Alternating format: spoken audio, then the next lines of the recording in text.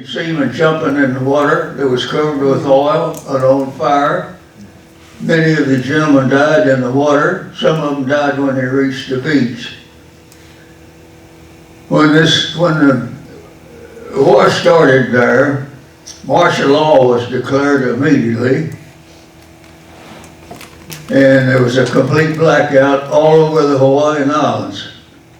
Late in the afternoon, machine gun pits constructed from sandbags was set up all around Fort Island.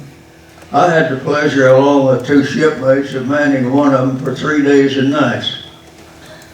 We had no idea where the Japanese fleet was, if they planned on returning, but every ship noise and every aircraft noise we heard, we knew they were coming back. Fortunately, that didn't happen.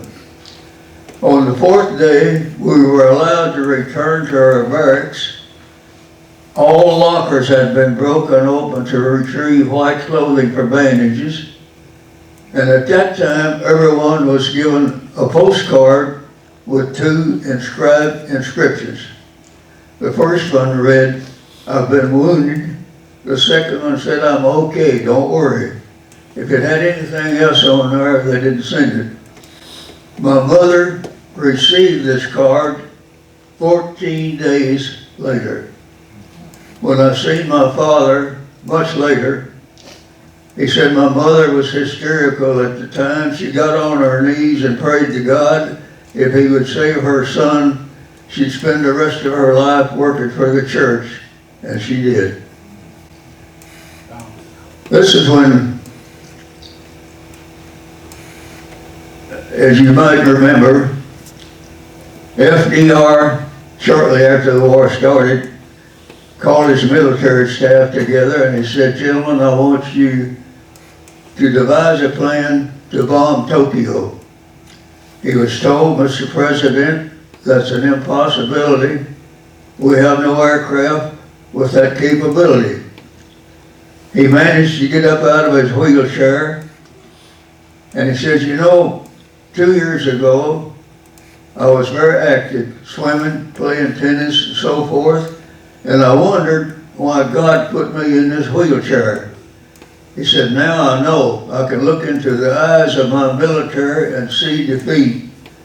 Now don't tell me it's impossible." At that time, Lieutenant Colonel Jimmy Doolittle was called and told to round up a group of capable flyers, start training in the B-25 and very short field takeoff and landings. He lined up the group and he said, "Gentlemen, I can't tell you where we're going, but you're going on a mission from what you probably won't return. But if you still want to go, please step forward." Every man did. April the 2nd, 1942, they were moved aboard the carrier Hornet, and they were then told that their target was Tokyo.